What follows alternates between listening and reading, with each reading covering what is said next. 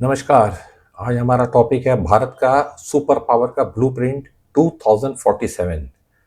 तो जिसमें हमारे देश का 100 साल पूरा होता है और जो हमारा इतिहास है, स्पेशली जो मैं कवर करना चाह रहा हूँ इस वीडियो में 1989 से जो 1991 के बीच में जो एक भारत डिफ़ॉल्ट नेशन होने वाला था, एक डिफ़ॉल्टर से एक सुपर पावर कैसे बना, ये पूरी कहानी आपको इस वीडियो में बताई जाएगी। तो आइए हम देखते हैं।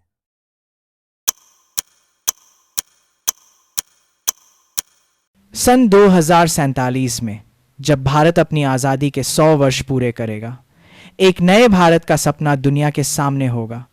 इनोवेशन, सामर्थ्य और नेतृत्व का प्रतीक भारत ग्लोबल बैलेंस को फिर से परिभाषित करने के लिए तैयार होगा। सबसे पहले हम भारत के इतिहास के उस समय पर जाएं जहां संस्कृति और सभ्यता में गिरावट आई थी और आर्थिक गिरावट भी। ये वो समय था जब भारत पर हिंदुओं की भूमि से बाहर की सभ्यताओं द्वारा फारसियों और अरबों द्वारा आक्रमण किया गया था। उन्होंने जियोग्राफिकल दृष्टि से भारत का नाम हिंदुस्तान रखा था। ब्रिटिश ईस्ट इंडिया कॉलोनियल शासन के खंडहरों से लेकर $4 ट्रिलियन इकोनॉमी के उदय तक भारत की कहानी धैर्य और दृढ़ता की मिसाल है। 1991 इकोनॉमिक रिफॉर्म्स ने देश की छिपी संभावनाओं को उजागर किया, जबकि आज की डिजिटल ट्रांसफॉर्मेशन 1.4 अरब सपनों को जोड़ रही है। भारत अब वैश्विक मंच पर एआई टेक्नोलॉजी और डिफेंस के क्षेत्र में तेजी से उभर रहा है। सन 1989 से 1999 तक भारत ने अपनी राजनीतिक इतिहास की सबसे अस्थिर और उथल पुथल भरी अवधि को पार किया। सरकारें बनती रहीं, गिरती रहीं, प्रधानमंत्री बदलते गए, गठबंधन रातों रात टूटते और जुड़ते रहे। लेकिन इस राजनीतिक ड्रामे और अनिश्चितता के बीच एक शांत सी क्रांति जन्म ले रही थी। भारत की अर्थव्यवस्था खुल रही थी, बाजार बदल रहे थे, उद्योग नई दिशा पकड़ रही थी। 1990 का दशक वह समय बना जब राजनीतिक कमजोरी और आर्थिक जागरण साथ साथ चले और अंत में जागरण जीता। Prime minister VP Singh government national front. अवधि दिसंबर 1989 से नवंबर 1990। यह सरकार बीजेपी और लेफ्ट फ्रंट के बाहर से मिले सपोर्ट पर टिकी थी। मंडल कमीशन ने ओबीसी समुदायों को सरकारी नौकरियों और शिक्षा में रिजर्वेशन देकर भारत की सामाजिक संरचना को गहराई से बदल दिया। मंडल कमीशन लागू होने के बाद रिजर्वेशन विस्तार ने सरकारी नौकरियों में मेरिट बनाम सोशल जस्टिस की बहस तेज कर दी, जिससे कई एक्सपर्ट्स ने लेबर क्वालिटी और एडमिनिस्ट्रेटिव एफिशिएंसी पर इसके प्रभाव पर सवाल उठाए। लेकिन मंडल कमीशन और बढ़ते हुए सोशल टेंशन्स ने सरकार को गिरा दिया। इंडिया की पॉलिटिक्स अब कोalition एरा में प्रवेश कर चुकी थी। Prime minister Chandrashekhar government Samajwadi जनता पार्टी। अवधि नवंबर 1990 से जून 1991। ये सरकार केवल कांग्रेस के आउटसाइड सपोर्ट पर चल रही थी। सपोर्ट वापस लेते ही सरकार गिर गई और इंडिया फिर चुनाव की ओर बढ़ा। Prime minister PV. Narasimha Rao government Congress. अवधि जून 1991 से मई 1996। कैसे एक माइनॉरिटी गवर्नमेंट ने पूरा 5 साल का कार्यकाल पूरा किया। 1991 में कांग्रेस को फुल मेजॉरिटी नहीं मिली। नरसिंह राव एक माइनॉरिटी पीएम थे, लेकिन उनकी पॉलिटिकल मैनेजमेंट क्षमता असाधारण थी।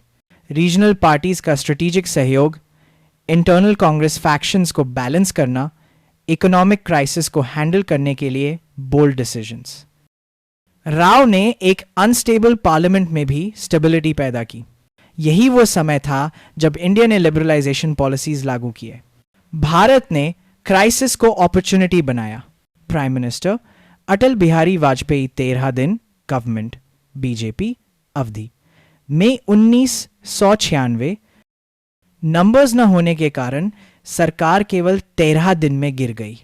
Prime minister HD Deve Gowda, government united front, अवधि जून 1996 से अप्रैल 1997। कांग्रेस के आउटसाइड सपोर्ट पर टिके यूनाइटेड फ्रंट कोalition भी ज्यादा समय ना चल सका। Prime minister Inder Kumar Gujral, government united front, अवधि अप्रैल 1997 से मार्च 1998। एक और कोalition और एक और छोटा कार्यकाल पॉलिटिकल स्टेबिलिटी इंडिया से दूर ही रही। ये वह दौर था जब पॉलिटिकल इंस्टेबिलिटी के कारण नेशनलिज्म कमजोर पड़ रहा था, जॉब मार्केट संकट में था और नागरिक अपनी ही आइडेंटिटी पर विश्वास खोने लगे थे, जबकि वेस्ट को सुपीरियर और आदर्श मानकर उसकी ही तरफ आकर्षित हो रहे थे। प्राइम मिनिस्टर महान अटल बिहारी वाजपेयी, गवर्नमेंट NDA, अवधि मार्च 1998 से अक्टूबर 1999। AIADMK के सपोर्ट वापस लेते ही 13 महीने की सरकार गिर गई। इंडिया एक बार फिर चुनाव की ओर गया। 1999 और आगे प्राइम मिनिस्टर महान अटल बिहारी वाजपेयी की स्टेबल NDA गवर्नमेंट। आखिरकार 1999 में इंडिया को एक स्टेबल कोalition मिला। NDA ने स्ट्रॉन्गर मैंडेट के साथ सरकार बनाई और देश ने पॉलिटिकल स्टेबिलिटी की ओर कदम बढ़ाया।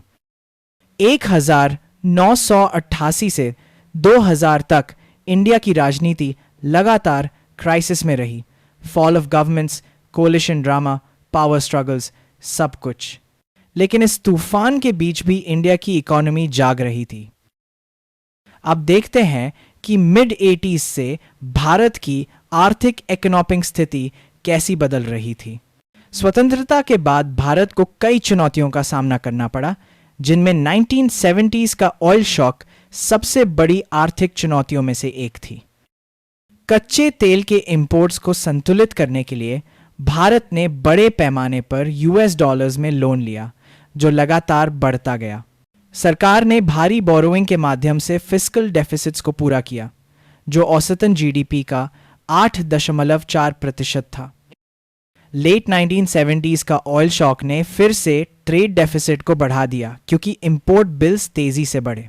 भारत का एक्सटर्नल डेट 1985 में $38 बिलियन से लगभग 2 गुना होकर 1991 में $84 बिलियन तक पहुंच गया था। डेट सर्विस रेशियो बढ़कर 35% तक पहुंच गया। यह भारत की एक बड़ी इकोनॉमिक गिरावट थी।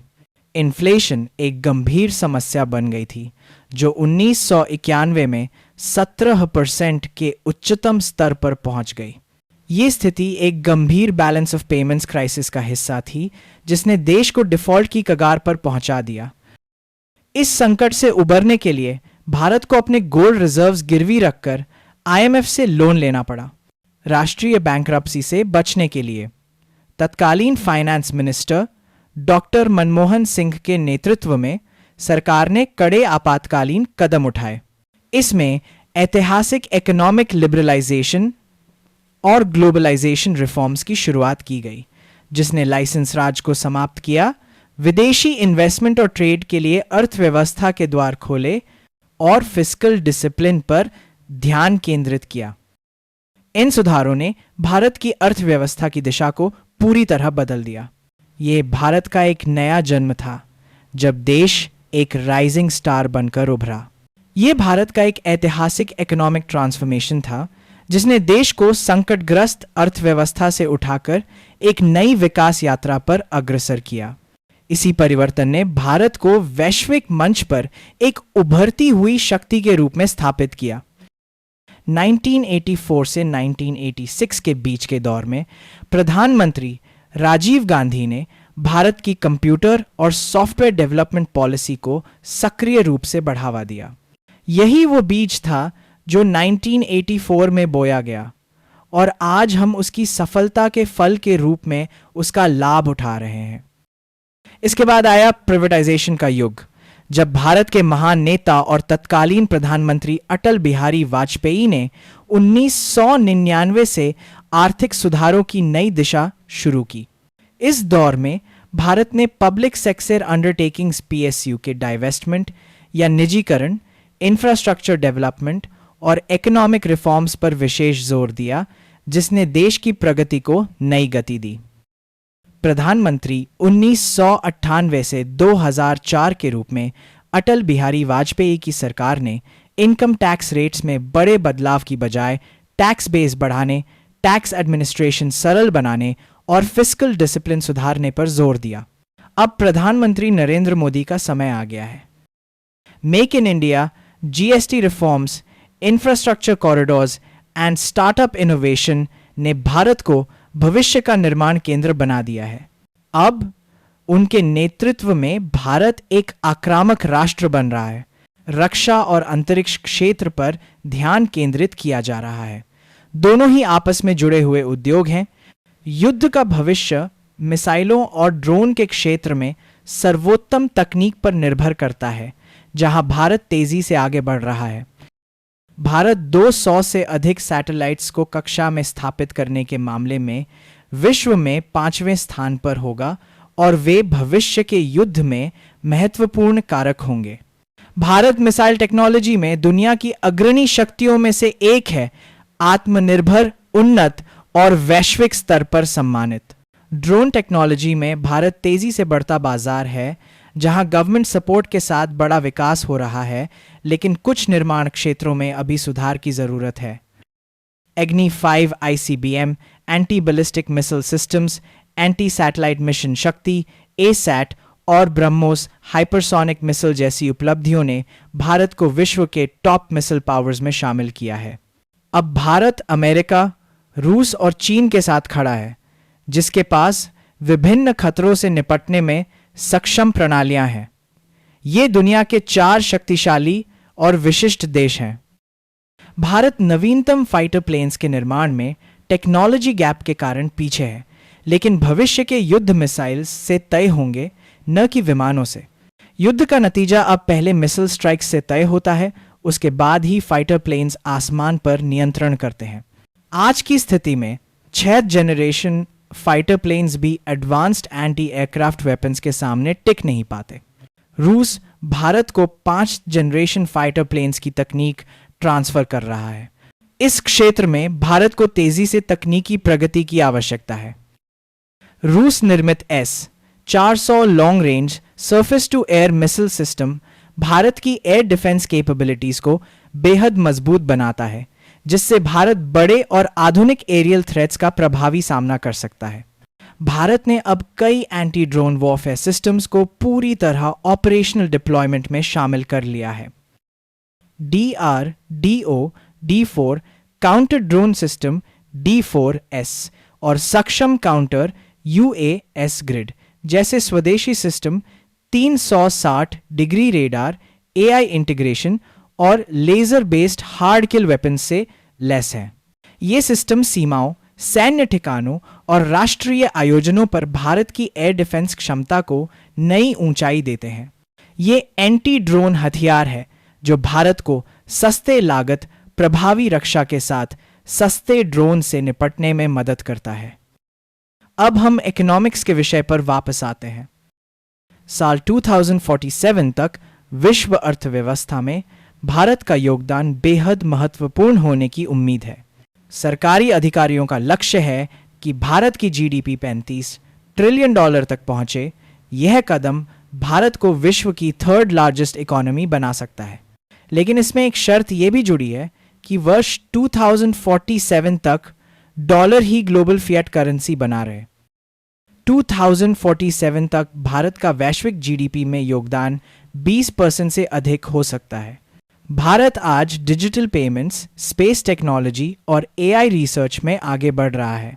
चंद्रयान, मंगलयान, सैटेलाइट्स, मिसाइल, आधार और UPI केवल कार्यक्रम नहीं हैं, ये आत्मनिर्भर भारत के प्रतीक हैं जो स्वयं को नए युग में रूपांतरित कर रहा है।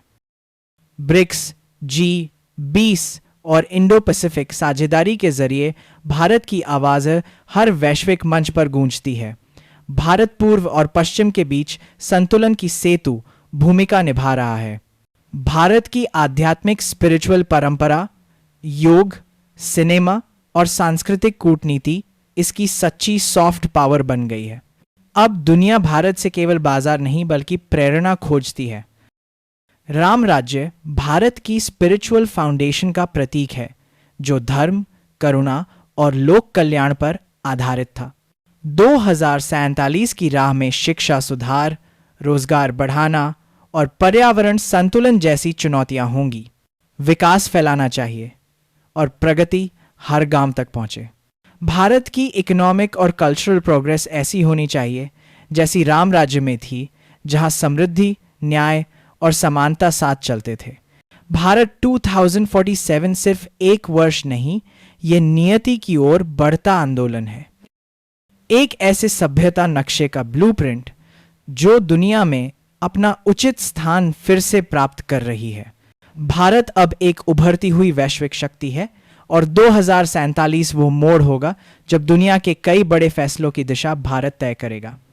तो फिर हमने देखा भारत की यात्रा 1989 से एक डिफॉल्टर नेशन से एक सुपर पावर की तरफ अभी बन रहा है। और नो डाउट डिफेंस वाइज तो आज भी हम बहुत पावरफुल हैं। जैसे हमारी टेक्नोलॉजी है, अग्नि 5 मिसाइल्स हैं, चाहे MIRV मिसाइल्स हैं, तो बहुत ही पावरफुल और बहुत ही बड़ा स्टेटस गिना जाता है। वर्ल्ड के 4 कंट्रीज़ के रैंक में आता है। और बीच में हमने इस रिकॉर्डिंग में एक बात कही थी कि भारत विश्व का 3rd रैंक होगा 2047 में, एक पावरफुल नेशन होगा इकोनॉमिकली। और उसमें कंडीशन बताई थी हमने कि US डॉलर रहेगा। तो कहने का मतलब ये है कि US डॉलर की भी वर्चस्व रहेगा उस दुनिया में 2047 तक, वो भी एक सवाल है। तो इसलिए हम देख रहे हैं कि भारत एक उभरती ताकत ही नहीं है, एक इकोनॉमिक्स पावर हाउस बन रहा है। तो जिस राह पर हम चल पड़े हैं, जो 1984 में राजीव गांधी की जो कंप्यूटर पॉलिसी रही है, उसके बाद में 1991 में डॉक्टर मनमोहन सिंह ने जो पॉलिसी दी, जो इकोनॉमिक लिबरलाइजेशन हुआ, मजबूरी में आया लिबरलाइजेशन, परंतु आना ज़रूरी था, वो भारत का भाग्य था। और उसके बाद में वाजपेयी जी आए थे, जहाँ पे पॉलिटिकल स्टेबिलिटी आनी शुरू हो गई और एक नया राम राज्य की स्थापना की उन्होंने। इसका मतलब सबके लिए बराबर कानून। तो इसी भारत की हम सपना देखते हैं कि हम एक बहुत बड़ा राष्ट्र बने और इस दुनिया के खेल में हमारा एक ताकत स्थापित हो। भारत माता की जय। Thanks for watching. आपकी सपोर्ट हमें और बेहतर जानकारी लाने के लिए प्रेरित करती है। लाइक करें, शेयर करें और सब्सक्राइब करना ना भूलें। फिर मिलेंगे अगले वीडियो में।